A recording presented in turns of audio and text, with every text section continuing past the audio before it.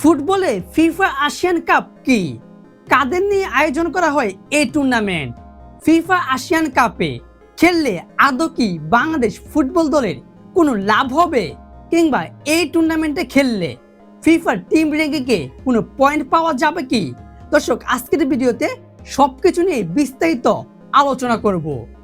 বিশেষ করে আমাদের বাংলাদেশের ফুটবল সমর্থকদের মাঝে ফিফা এশিয়ান কাপ টুর্নামেন্টটা একেবারে নতুন নাম।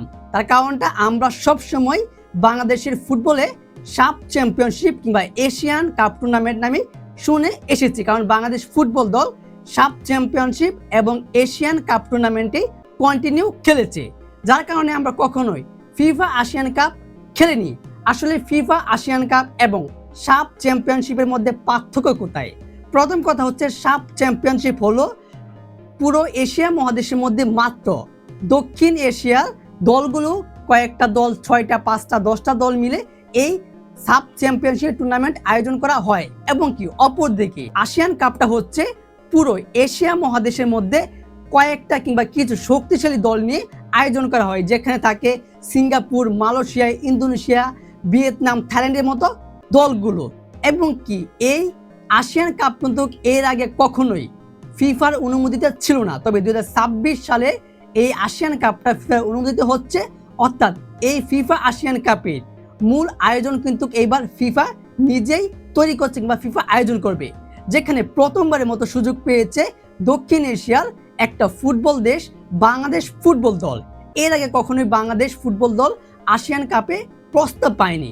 তবে বাংলাদেশ সুযোগ পাওয়ার কারণটা হলো এই সুযোগটা কিন্তু এসেছিল ভারতীয় ফুটবল দলে। তবে ভারতীয় ফুটবল দল জানিয়ে দিয়েছে যে তারা এবারে 2026 ফিফা এশিয়ান কাপটা খেলবে না, যার কারণে ফিফা থেকে সরাসরি বাংলাদেশকে প্রস্তাব দিয়েছে, বাংলাদেশকে অফার দিয়েছে এবং বাংলাদেশও এই টুর্নামেন্টটা খেলতে রাজি হয়েছে।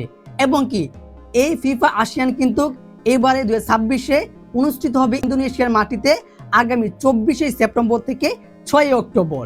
এবং কি এই টুর্নামেন্টে 2026 এশিয়ান কাপে মোট 8টা দল অংশগ্রহণ করেছে।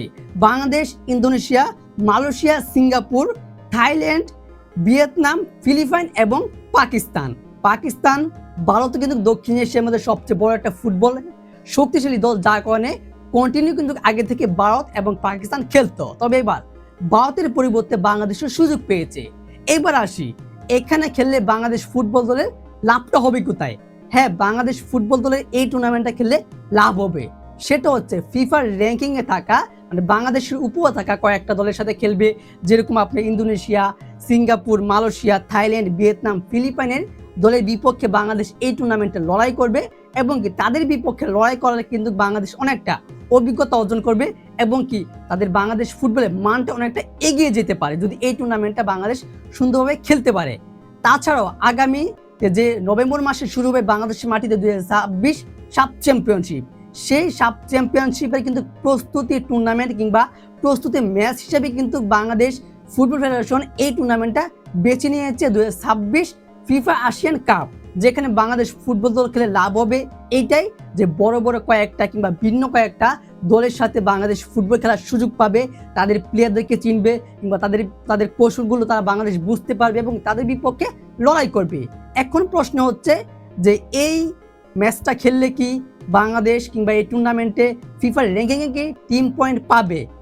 এটা এখনো অফিসিয়ালি জানা যায়নি। তবে যেহেতু আন্তর্জাতিক ম্যাচ এবং কি ফিফার অধীনে হচ্ছে এই টুর্নামেন্টটা, তার জন্য ধারণা করা হচ্ছে অবশ্যই যদি এখানে বাংলাদেশ ফুটবল দল কিংবা যে কোনো দলেই জয় পায়, তাহলে ফিফার টিম র্যাঙ্কিংয়ে পয়েন্ট পাবে এবং কি কিছুটা উন্নতি করতে পারবে। যেখানে বর্তমানে বাংলাদেশের ফুটবলের ফিফার র্যাঙ্কিং কিন্তু রয়েছে প্রায় 181 থেকে। অর্থাৎ যদি এই টুর্নামেন্টে বাংলাদেশের ম্যাচ মনে হয় সম্ভবত গ্রুপ এতে পড়েছে এবং সেখানে মোট ম্যাচ রয়েছে 3টা ম্যাচ, সেই 3টা ম্যাচ যদি জয় পায় কিংবা টুর্নামেন্টটা ভালো মারাতে পারে, তাহলে 181 থেকে কিছুটা উন্নত হতে পারে বাংলাদেশ ফুটবল দলের। যার কারণে বলছি এই টুর্নামেন্টটা বাংলাদেশ ফুটবল দলের জন্য আসলে একটা গুরুত্বপূর্ণ কিংবা সাব চ্যাম্পিয়নশিপের জন্য একটা প্রস্তুতি টুর্নামেন্ট, প্রস্তুতি ম্যাচ হতে পারে। যেহেতু এখানে সিঙ্গাপুর, মালয়েশিয়া, ইন্দোনেশিয়া, থাইল্যান্ড এই দলগুলো রয়েছে, তাদের বিপক্ষে বাংলাদেশ লড়াই করতে পারবে। অর্থাৎ ভারতকে সুযোগটা দিয়েছিল ফিফা, তো ভারতীয় ফুটবল দল যেহেতু মানা করে দিয়েছে, সেই সুযোগটা কিন্তু বাংলাদেশ একদম লুফে নিয়েছে এবং সেখানেই খেলতে যাবে। তার জন্য কিন্তু অলরেডি বাংলাদেশের প্রধান কোচ মানে ফুটবল দলের প্রধান কোচ থমাস ডোলি কিন্তু 28 সদস্যের প্রাথমিক স্কোয়াড ঘোষণা করেছে এই আসিয়ান কাপের জন্য। সরি, আমি শুধু এশিয়ান বলছি, এটা আসলে আসিয়ান কাপ। আমরা সবসময় বললাম না যে এশিয়ান কাপ, সাব চ্যাম্পিয়নশিপ শুনে বড় হচ্ছে, যার কারণে মানে প্রায় সময় বলে ফেলি যে এটাও এশিয়ান কাপ। তবে এটা এশিয়ান কাপ না, এটা হচ্ছে আসিয়ান কাপ। ফিফার অনুমোদিত হচ্ছে 2026 সালে। অর্থাৎ দর্শক বলতেছে যে বাংলাদেশ আসলে ফুটবল ফেডারেশনটা ভালো কাজ করেছে, যে এই আসিয়ান কাপে অংশগ্রহণ করেছে, ভালো কয়েকটা দলের বিপক্ষে লড়াই করবে এবং অনেকটা উন্নত হবে আশা করা যাচ্ছে। এমনই দর্শক, এই হচ্ছে আসিয়ান কাপ 2026 টুর্নামেন্টের মানে বিস্তারিত, যেখানে বাংলাদেশ খেললে অবশ্যই লাভ হবে এবং ইন্দোনেশিয়া মাটিতে অনুষ্ঠিত হবে আগামী 24 সেপ্টেম্বর থেকে 6 অক্টোবর। অর্থাৎ বাংলাদেশ এই টুর্নামেন্টটা খেললে অনেকটাই লাভ হবে। দর্শক, এই বিষয়ে আপনার গুরুত্বপূর্ণ মতামতটি অবশ্যই ভিডিওর কমেন্ট বক্সে জানিয়ে দিবেন। ধন্যবাদ।